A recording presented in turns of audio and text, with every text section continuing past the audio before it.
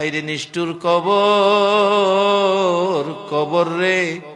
কত মানুষ জীবনে কত দেশে যায় আবার ফিরে আসে, কবর নামের দেশে যারা গেছে গো আর ফিরে আসে না। মাউত কবে জানি আমাদের কার নামে কবরের ডাক পাঠাইয়া দাও, কবে জানি কার সন্তানেরা এতিম হইয়া যায়, কবে জানি রে ঘর থেকে বাহির করলে আর ঘরে নিবে না।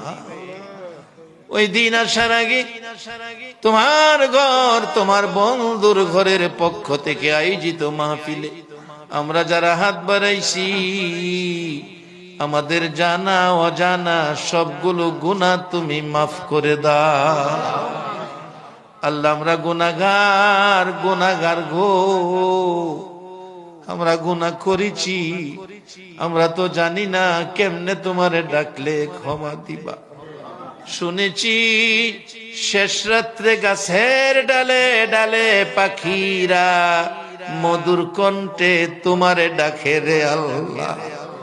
আমরা তোমার আদরের সৃষ্টি, আমরা তো তোমারে ডাকতে জানি না।